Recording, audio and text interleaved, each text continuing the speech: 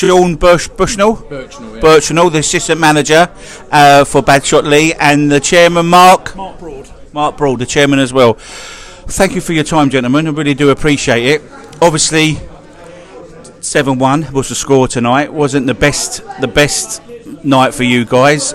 How do you think the game went? Obviously, the sending off was a crucial part of the game. But so, how do you feel? What was the game like for you? Well, we came with a game plan, and if I'm brutally honest, after 15 minutes, I couldn't fault our boys. They were superb. We pressed them high. I mean, I can imagine Worcester Park being sat where they are, top of the league. They're not used to teams turning up, putting them under pressure, so we decided we was going to have a go. And within 15 minutes, we were 1-0 up and in control of the game. Sending off was critical. We can argue it all day long. He's made the decision. We just got to move on. Unfortunately, they have got some real technical players. Collectively, they're very, very strong side. You can see why they are top of the league.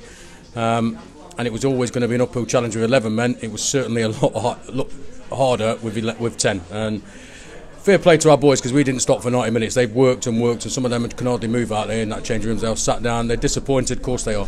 But we move on. We've got more important games. Nothing's changed in the fact that we haven't lost the league, and we certainly haven't lost our opportunity to get promoted just on one game of football. Sure, yeah. Right, obviously, like you say, a good start. You 1-0 up. You get your player sent off. To be honest, I didn't realise he got sent off at first. I didn't know why he got sent off. I heard the ref said he slapped someone around the face, but I couldn't see that myself. But then you must have been happy. You're going at half time 2-1 up, 2-1 down, beg your pardon. So you must be happy like then. And then the second half, they just seemed to fall away, didn't they? Really. I think we possibly misunderstood how much effort they put in the first 45 to stay in the game at 2-1, and then asking them to go back out against a team that did move the ball very quickly on a slick surface out there. It was always going to be a challenge, and that's exactly what we faced. And unfortunately, there was times there where boys were on their hands and knees trying to make challenges. Fair enough. How long have you been at the club? Have you been with the manager all the time? Yeah, we came in 17 games ago now. 17 games ago. It's only the second one we've lost. We have progressed. We've got Mark brought in a great group of players. They want to be successful. That's what they've all came in. A lot of them play combined count as Premier for a few years, and they've come down into Division 1 to help us get out of it. Were you here the first time Mark was here? No. Okay, so you just... And where were you before here then? I was at Farnham Town for 8 years. So. Fair enough. Right, obviously I hear you've got a new ground coming up. We have, yeah. Where is that, and how did that come about? Well, we've been ground sharing for, blimey, it must be about 10 years now. And we got an opportunity with the council to take a 30-year lease on what used to be Farnham Rugby Club. It's in Recklesham. So it's not in Badshot Lea, which is the only disappointing thing, but we've got a fantastic opportunity to build a legacy for the future of the club. You can only ground share for so long, so it's been really, really challenging. But yeah, everything's on all the build and everything's on target for next season, and we're moving. So when you say it's not in Badshot Lea, how far out is it? Not far. The next village outside of Farnham is Recklesham, so we're actually quite close to Farnham Town's ground. So can you go to the next level? What level is the ground going to be finished at? Is it going to be Bostic level? Yeah, it will be. Yeah, not too much to go further if we need to, but yeah, absolutely. So, and is it be a grass pitch or 4G? Yeah, it's going to be grass. There's going to be 3 pitches.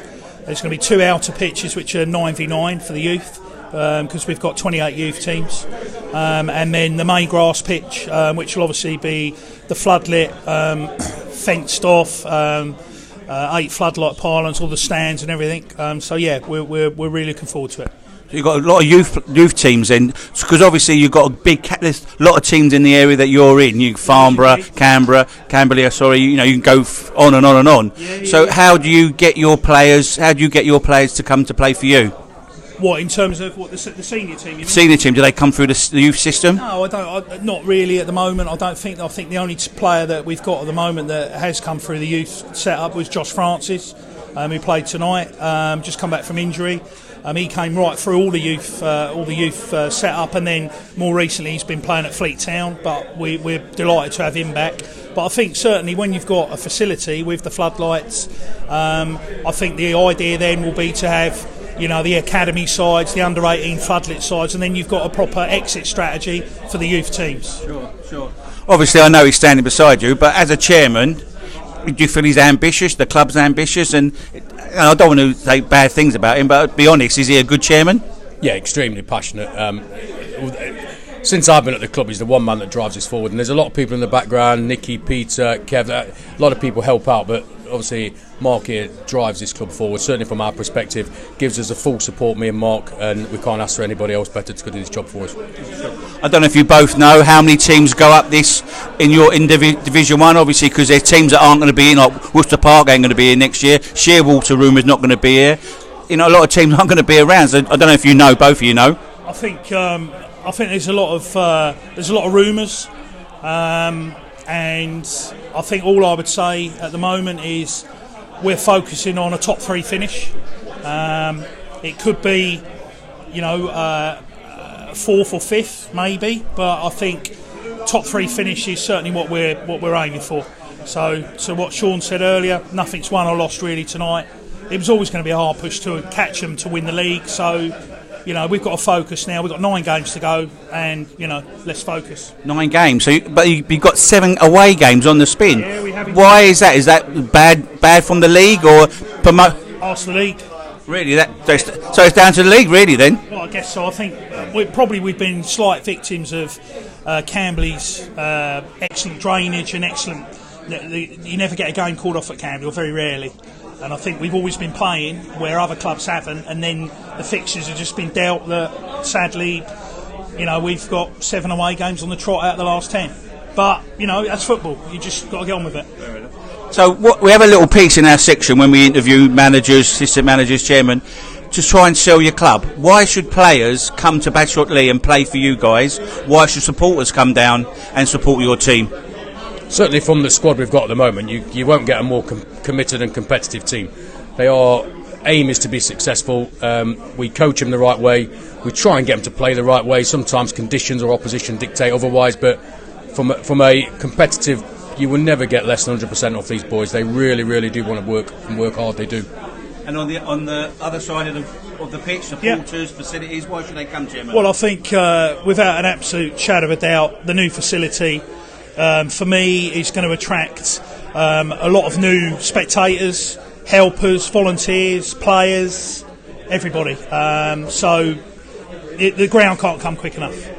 Well, thank you very much for your time, and good luck for the rest of the season. And never know, we'll probably see you in the next division up.